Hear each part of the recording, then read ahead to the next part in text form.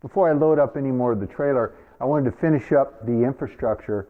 So I got my power strip in, so the battery chargers are now plugged in. I got the air line in, which is made from 3/8" black iron. That just runs back and down, and then it connects to the compressor with just a short whip. And then there's a T in the middle to plug in the long cord, which will eventually run down and out under the trailer once I drill a hole in the floor. Same with the long extension cord. So I still have to drill that hole.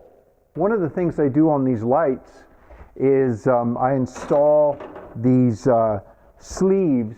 They're just a plastic sleeve you can get at the hardware store. You get them for the appropriate length and diameter of bulb. And what these do is, like in restaurants and stuff where they're required, if you do get a breakage, it traps all of the glass inside the sleeve, and then you can take it down and dump it out. I've done this on all of my trailers and trucks. I've yet to break a bulb or have a bulb break in transit. In fact, one of the longest periods of time I had a single trailer was 10 years, and I didn't even have to change a bulb. So bouncing down the road doesn't seem to impact the fluorescence that much, but I still want to do this. And then I'll also, once I have these on, then I put a big zip tie around, and so you'll see me do that. I've already put the sleeves on the last one down there, so I'll need to do the middle one and this first one, and then I'll put the zip ties around.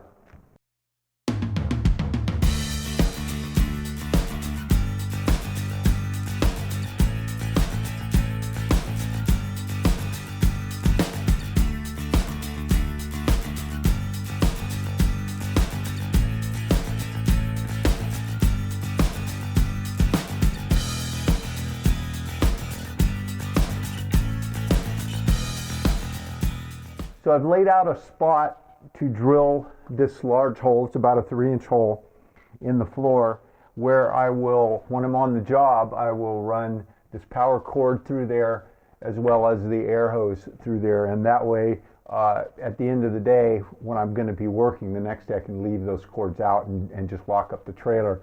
And they're also not a trip hazard down the aisleway. I've got the hole drilled, but occasionally I want to cover it.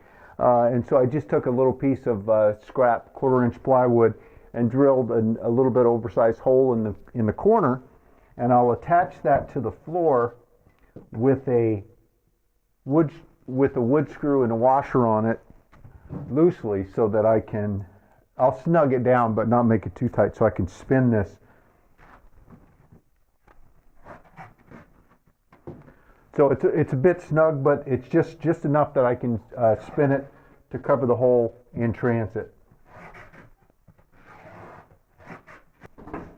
So now with the hole drilled, I can just, when I get on the job, run the cord. I'm not going to run the air hose right now. I don't need it. But normally I'd pull them down together and just pull them out in one fluid motion.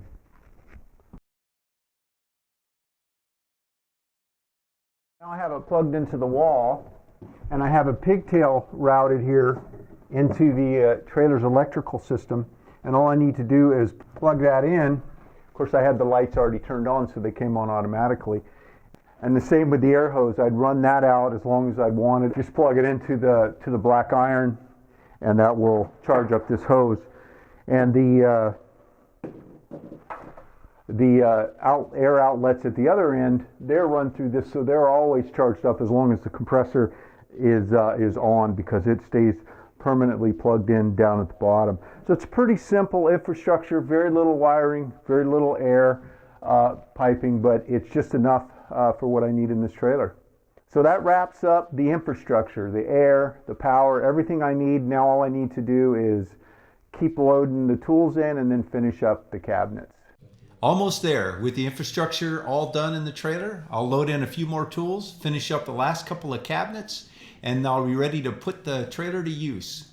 If you like these videos, head on over to the Polk YouTube channel and subscribe, or click on the subscribe button right here in this video.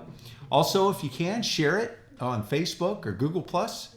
If you'd like to get a set of the plans to build yourself one of the workbenches you see me using in these videos, click on the link right here. It'll take you to the Paul Combs webpage.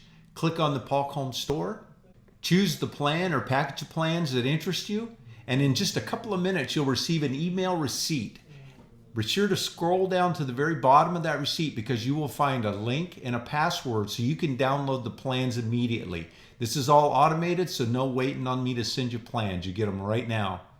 And if you do get a set of plans and build yourself a bench, I'd really appreciate it if you would email me a photo. We have a Pinterest page and a Facebook page that shows the workbench plans that have been built by others around the world. There's a lot of interesting variations, a lot of adaptations, and I like to post them there. And if you don't want your name shared, I certainly will hold off on that. A couple of people did mind sharing photos, but didn't want their names in there. But if not, we'll put it up there, and it'd be great even if you had a picture of yourself with your bench. Thanks for taking the time to watch. Have a great day.